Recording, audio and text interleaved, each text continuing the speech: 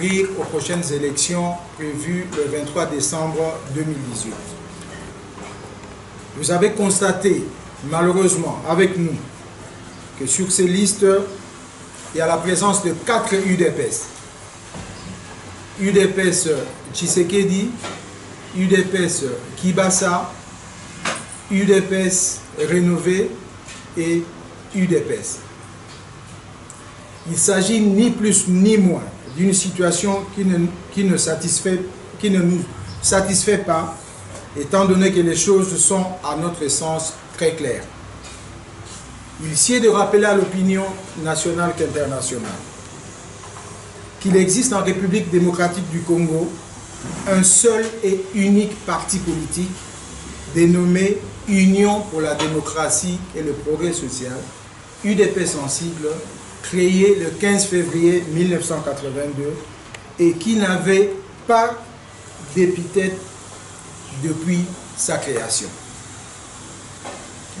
Après le décès du président Étienne Tshisekedi, dont on sait qu'il ne tenait qu'une simple autorisation de fonctionner sans arrêté ministériel, le ministère de l'Intérieur vient de réhabiliter l'UDPS historique créé le 15 février 1982, comme je l'ai dit tout à l'heure, qui n'a jamais connu d'épithète.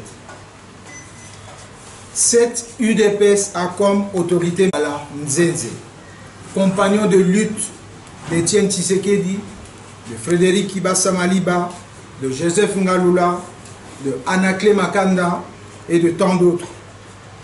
Avec eux, tout jeune qu'il était, ils ont porté ensemble le parti sur les fonds baptismaux. Et c'est ce grand parti qui a octroyé le 24 avril 1990 la démocratie au peuple congolais après une lutte sans merci pendant 10 ans, de 1980 à 1990 dans la clandestinité. Dès lors que le ministère compétent vient de réhabiliter l'UDPS du 15 février 1982, il est logique que les autres UDPS, bar X ou bar Y, n'ont plus de raison d'exister. Comme l'UDPS est une et indivisible, tous ceux qui ont lutté aux côtés d'Étienne Tshisekedi et qui croient encore à l'unité du parti sont invités à rejoindre M. Bruno Tshibala Nzenze, qui dispose de toute la légitimité et de toute la légalité afin de poursuivre le combat pour le triomphe de la démocratie et l'avènement de l'état de droit en République démocratique du Congo. Mesdames et messieurs de la presse, l'UDPS qui compte prendre part active aux élections générales qui se profilent à l'horizon estime que seuls les cours et tribunaux sont compétents pour régler les conflits au sein ou entre les partis politiques conformément à la loi qui ne peut en aucun cas être violée ni remplacée par les autres institutions de la République. En effet, l'UDPS pense que les autres institutions ne doivent pas servir de tremplin à certains hommes politiques pour des intérêts personnels afin de régler des comptes à leurs adversaires réels ou supposés. Les institutions de la République doivent plutôt se mettre au service de la démocratie et du pluralisme politique en évitant la politique des coups tordus. L'UDPS entend œuvrer dans le sens de ramener en son sein tous ces enfants qui se trouvent inutilement embarqués aujourd'hui dans les épithètes surannées et désuètes.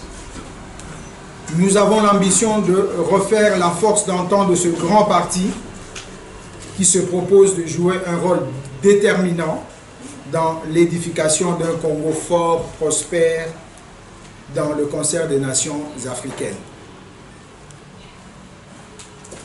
C'est la raison pour laquelle nous demandons à tous les combattants et à tous les combattants de l'UDPS de rester attentifs et mobilisé autour de M. Bruno Chibalanzenze, autorité morale de notre parti. Je vous remercie. Le CG dit que non, voilà, vous avez gagné le procès. Or, c'était dit que non, voilà, c'est vous qui avez perdu. Non, il y a eu une confusion.